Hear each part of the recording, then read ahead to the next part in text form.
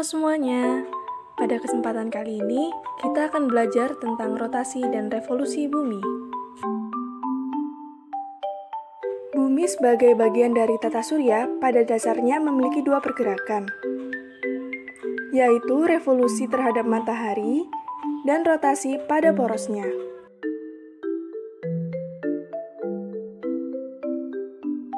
Nah, yang pertama, apa itu rotasi? Rotasi adalah perputaran bumi pada porosnya. Rotasi bumi bergerak dari barat ke timur. Hal ini menyebabkan matahari terlihat terbit dari timur dan tenggelam di barat. Bumi memerlukan waktu 23 jam 56 menit atau 24 jam dalam satu kali rotasi. Satu kali rotasi sama dengan satu hari. Rotasi bumi menimbulkan gaya yang disebut gaya sentrifugal. Gaya sentrifugal adalah gaya yang menjauhi pusat putaran. Gaya ini menyebabkan dua kutub bumi berbentuk pepat dan mengembung. Percepatan gravitasi di daerah kutub pun lebih besar dibandingkan di daerah khatulistiwa.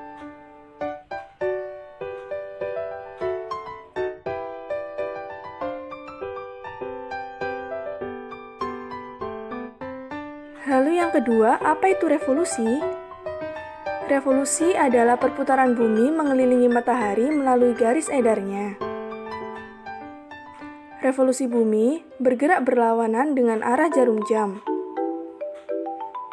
Bumi berevolusi dalam 365 hari, 5 jam, 48 menit, atau 365 seperempat hari, yang digenapkan menjadi 366 hari. Satu kali revolusi sama dengan 1 tahun.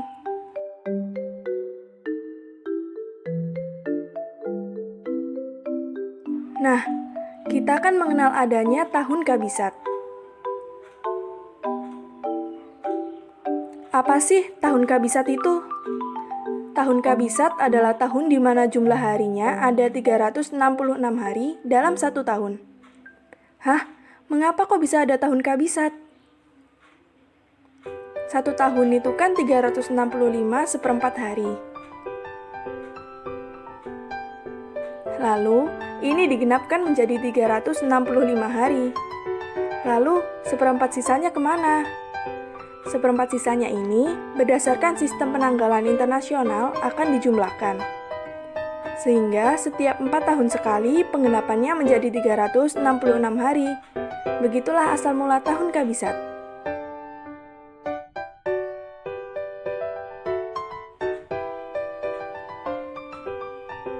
Kemudian, akibat dari rotasi bumi. Yang pertama adalah terjadinya siang dan malam.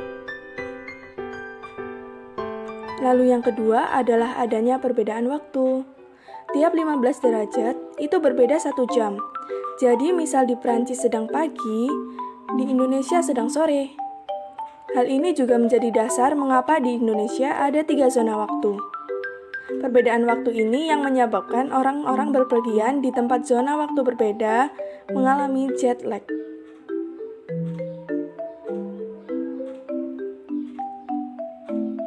Lalu yang ketiga adalah gerak semu matahari dan benda-benda langit.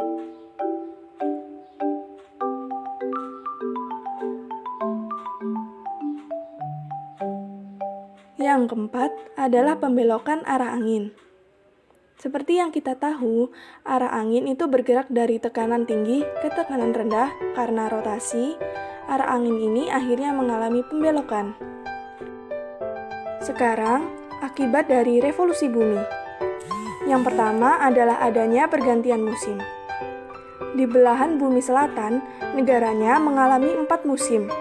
Musim itu berganti tergantung pada posisi bumi terhadap matahari.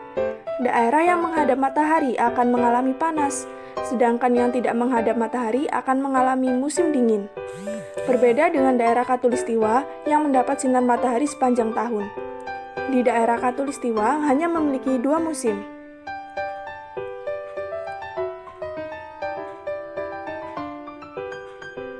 Lalu, ada perbedaan nama siang dan malam karena gerak semu tahunan matahari. Hal ini menyebabkan di daerah khatulistiwa lama siang dan malamnya cenderung sama, sedangkan di belahan bumi bagian selatan dan utara, lama siang dan malam tergantung posisi bumi terhadap matahari. Lalu yang terakhir adalah adanya zodiak dan rasi-rasi bintang.